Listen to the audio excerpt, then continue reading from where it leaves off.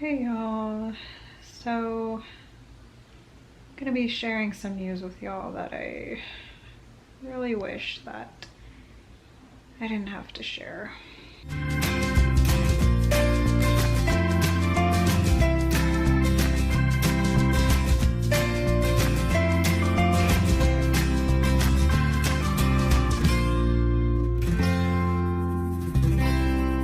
Not as in I don't want to share what happened with y'all, as in I wish the situation never happened, so there was no unfortunate news to share in the first place. So basically, Saturday, a couple nights ago, although I've been doing well, my health has been more stable. Sometimes even when things are going well, chronic illness is unpredictable. I'm still obviously quite frustrated about it when I think about the whole thing. But a couple nights ago, when some of the family was here, I had an allergic reaction and it progressed quite quickly and quite severely. It turned into full-blown anaphylaxis, and among the other symptoms I experienced, my throat began to swell shut and I had to resort to using my EpiPen, and I had to go to the emergency room. And it's just, in the moment, of course, it's just about stabilizing me and making sure I'm okay.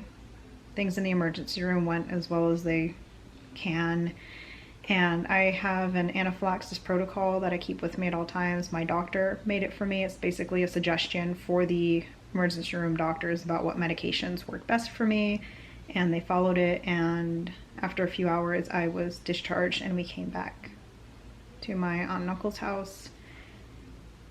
But I was just, after I was stabilized and whatnot, I was just filled with so many negative emotions. I was so frustrated and I was angry about how I could be doing so well, and then in an instant chronic illness can come back like that and just be so unpredictable. Even when you do everything right, things can still go wrong. And I was really embarrassed because some of my extended family members witnessed that scenario. I was mad at myself, even though it's out of my control, and I was guilty. I felt like I had ruined the family time for that evening. And of course, all of these emotions are not logically warranted, but sometimes it's hard to be kind to yourself. And the next morning I had better perspective, and my family was very understanding about it. And I really appreciate that they didn't make a big deal about it. They just asked, "Are you okay?" Yes, I'm good. And that was that. They didn't bring it up again. Wasn't a big deal. They weren't nervous around me after that. They told me specifically, "It is an illness you can't control and we love you." And that meant a lot, but still, it was just,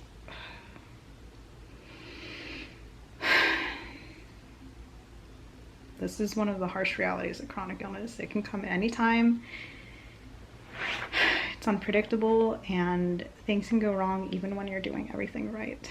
As someone who really values being in control, that lack of control over my body can make me angry, and it can foster all of these negative emotions: frustration, self-doubt, self-loathing. And I am a positive person. A lot of the time I strive for positivity, but I'm not positive all the time, and that's okay. I did have a good cry and felt all the emotions I really needed to feel after that reaction. And with some time, I did gain some perspective. My family did help. Snuggling Harlow, of course, helps. And I began telling myself kind of a new motto, I guess, is aspire, strive, one day at a time. So aspire for what I want and strive for it, but I gotta understand I still need to take things one day at a time and be happy and take advantage of the good moments. When I find myself in a hard part of my life, then I just one day at a time.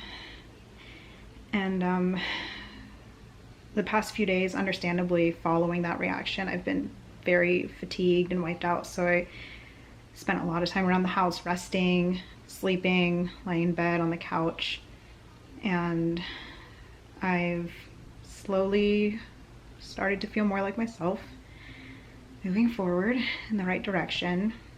I've had a little bit of a flare-up of my typical mast cell symptoms, rashes, flushing. We are starting to understand more just how much my mast cell impacts my health.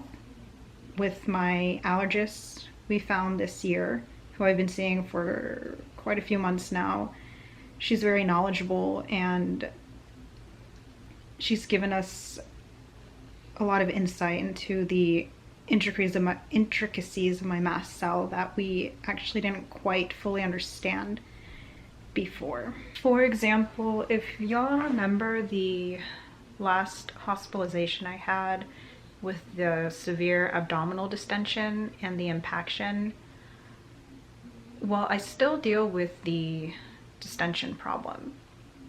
Not so much the impaction, but my abdomen will just randomly become distended for a few hours. Not as severe as when I was in the hospital, but still to a certain extent where it's painful and uncomfortable. And I couldn't find a correlation to what was triggering it until my allergist pointed out that it could be to do with my allergic reactions in my mast cell.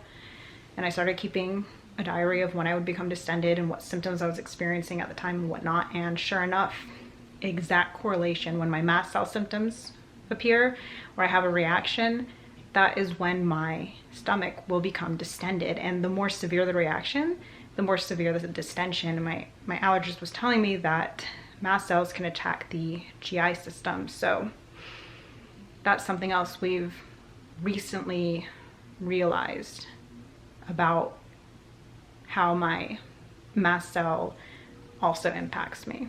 Why does this happen? Why does it affect me in this specific way? Not exactly sure. Chronic illness can vary in how it affects you over time. It affects everybody differently, but we are just hopeful that as we continue forward with altering my treatments to fit my needs will improve my quality of life. For example, as I continue with my Xolair injections, I'm due for my third one shortly after we get back to Florida, that we can get a better handle on my mast cell, and we're just focusing on improving my quality of life. And that's part of what I aspire for, just always improving quality of life, and strive for that. But remember, I gotta take it one day at a time. And if that happens to be a day where I'm doing well, take advantage. If it's a day where I am struggling, then just do the best I can, because that's all I can expect of myself. And you know, if I need that time to feel all those harder emotions, and that's okay too, but I'm gonna keep moving forward, right, Harlow? So, not the happiest news to share, but I think I've definitely made it past the hardest part with that reaction, and as the days have gone by, I've started to feel a little bit more and more like myself, and thank goodness I'm still able to enjoy time with my family here, so that's the important part. Right, Hippo? Good girl. So with that, we'll say goodnight, and thanks for,